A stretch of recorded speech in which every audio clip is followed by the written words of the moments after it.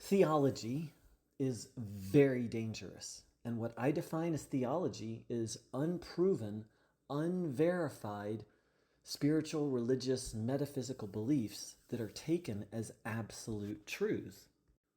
And here's why they're dangerous.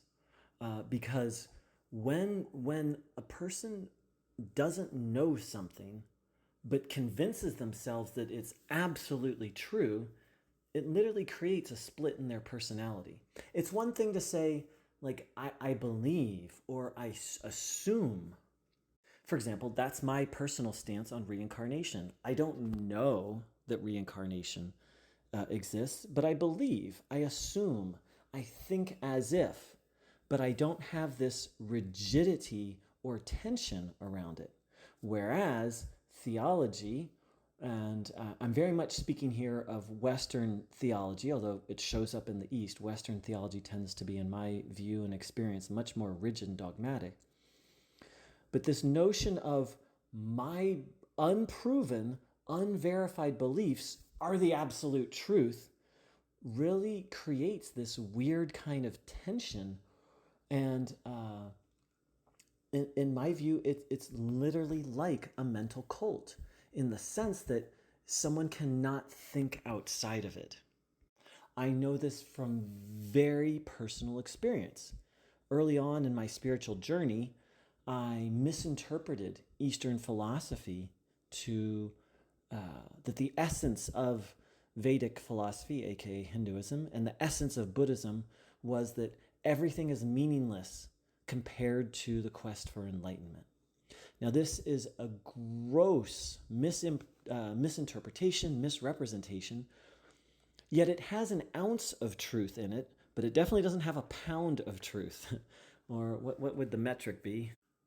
It's got a gram of truth in it, but not a kilogram. I had to actually look that up on the internet. Oh, to be an American. So this misinterpretation I took to be absolute truth. And it literally took me to the brink of unaliving myself. Ideas have power.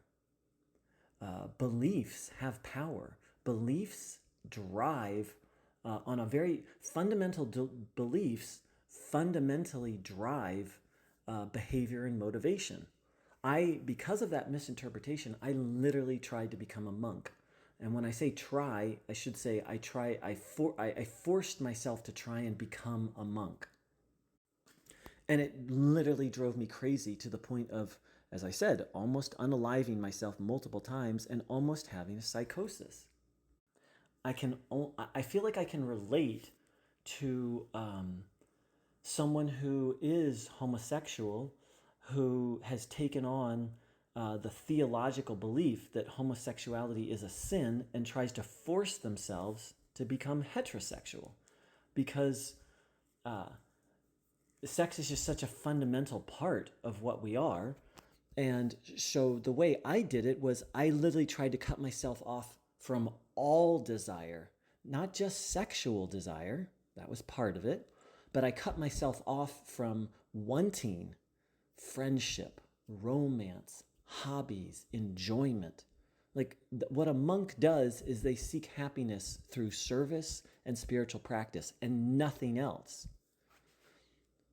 But 99.999% of us human beings seek happiness through relationship, through fun activities, through meaningful activities, through pleasure, through life, in essence, through living life. And I tried to cut myself off from that.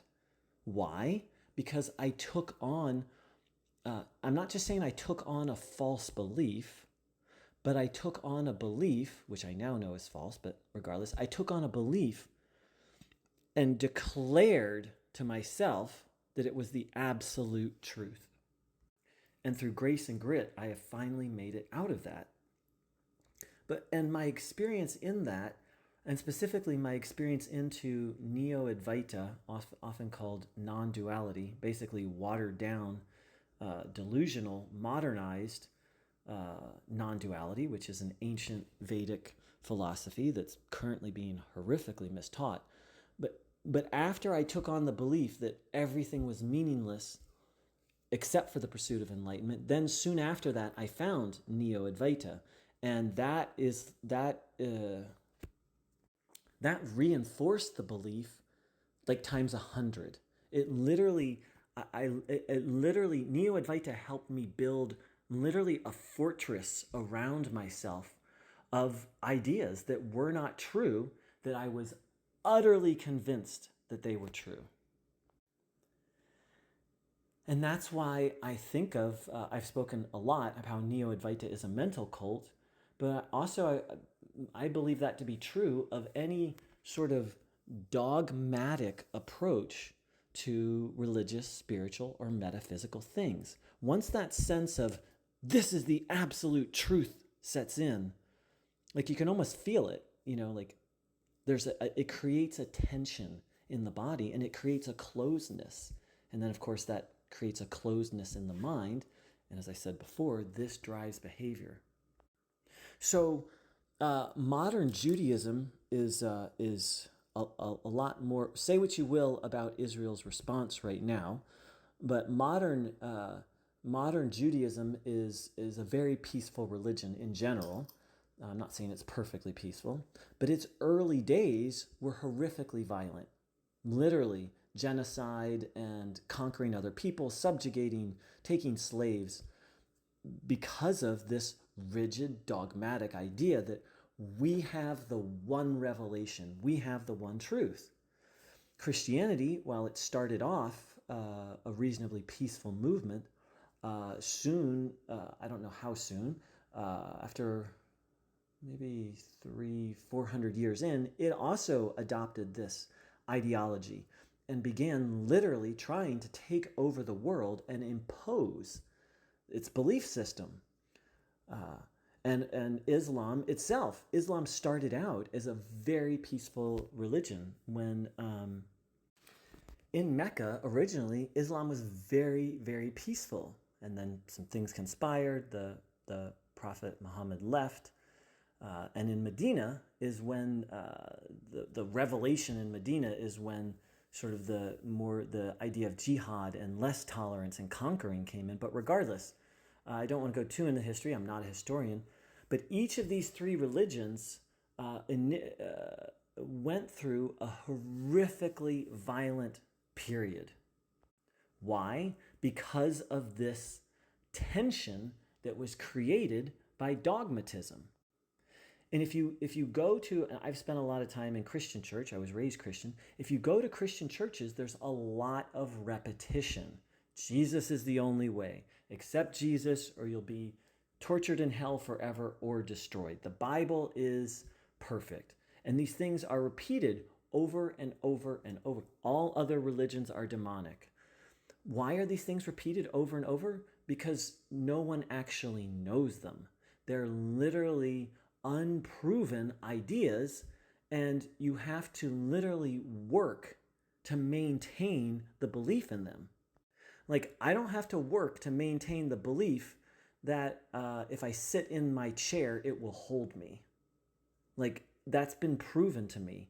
So I don't need to repeat to myself before I sit in my chair, this chair will hold me, because I verified it in my own experience. But most spiritual and metaphysical things are, when approached from, are not verified. I mean, for me, the spiritual path is the process of verifying them in your personal experience. But once the energy of dogmatism comes in, then there has to be repetition, because you're basically lying to yourself. You're saying this is true, but I don't know that it's true, but it's true. And so you have to sort of affirm over and over and over and over again that something is true that you don't know that it's true.